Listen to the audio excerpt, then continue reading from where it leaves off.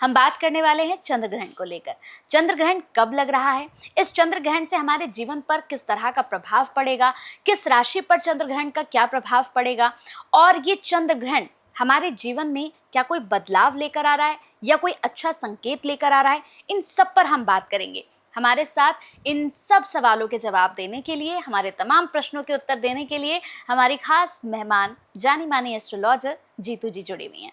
बहुत बहुत स्वागत है मैम आपका। धन्यवाद। धन्यवाद। तो मैम, आज हम शुरुआत करने जा रहे हैं चंद्र ग्रहण को लेकर, क्योंकि बहुत ही महत्वपूर्ण है ये चंद्र ग्रहण।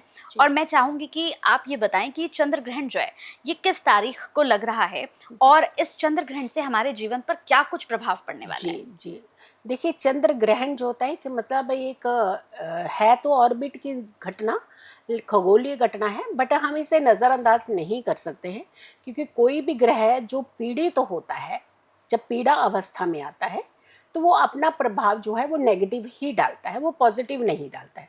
अब जैसे हम चंद्रमा की बात करें, चंद्र ग्रहण की बात करें, तो इसका मतलब चंद्रमा पीड़ित हुआ, और चंद्रमा धरती के नज़दीक का प्लेनेट माना जाता है। चंद्रमा हमारे इमोशंस है, चंद्रमा हमारी स्ट्रेंथ भी है, चंद्रमा फास्ट मूविंग प्लेनेट भी है, चंद्रमा महिलाओं का कारक है, चंद्रमा बुजुर्गों का कारक है, चंद्रमा बच्चों का कारक है। यानी सारे जब सिचुएशन देखते हैं तो चंद्रमा ग्रहों में रानी प्लेनेट है, तो ऐसे में वो प्लेनेट पीड़ित तो होना ये कहीं ना कहीं प्रभावित तो होता है।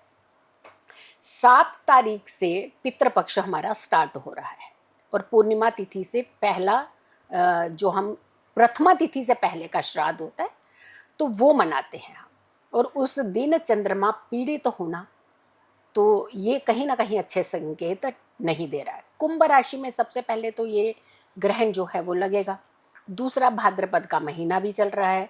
तीसरा ये कि सूर्य बुध और केतु, ये सूर्य बुध और केतु और ऊपर से चंद्रमा और राहु की दृष्टि इनके ऊपर, और फिर चंद्रमा के ऊपर जो दृष्टि पड़ेगी, राहु के ऊपर दृष्टि पड़ेगी, वो पड़ रही है गुरु की, जो कि अतिचारी है। अगर हम ग्रहों का भी कॉम्बिनेशन देखें तो ये अच्छा नहीं मान रहा। कहीं ना कहीं बड़े उथल पुथल के अंदेशे हैं, बड़े उपद्रव, प्राकृतिक आपदाएं ज़्यादा आने के संकेत होते हैं, और संकट आने के संकेत होते हैं।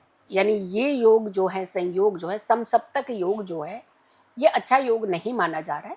तो हमें थोड़े से प्रिकॉशंस यहाँ पे लेने की ज़रूरत है। जैसे हम कहेंगे कि कई बार हम फ्रिक्वेंटली चले जाते हैं पहाड़ी इलाकों में, ज़्यादा हम चले जाते हैं, तो हम तो ये कहेंगे कि चंद्रमा जो है ये जल का कारक भी माना जाता है, तो जल प्रलय के संकेत जो होते हैं वो ज़्यादा होते हैं इस टाइम पे।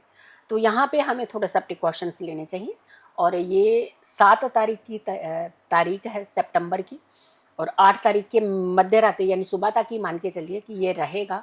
तो हमें कम से कम, वैसे तो कहते हैं कि 40 डेज हमें प्रिकॉशन रखने चाहिए। 40 डेज तक हमें कुछ ऐसी चीज़ों से बचना चाहिए, जैसे बहुत सारे बहते हुए जल के पास नहीं जाना, पहाड़ी इलाकों में ज़्यादा नहीं जाना चाहिए। तो इन चीज़ों से प्रिकॉशंस रखने चाहिए। और 40 डेज नहीं कर पा रहे हैं तो एटलीस्ट 15 डेज तो आपको प्रिकॉशंस रखने चाहिए।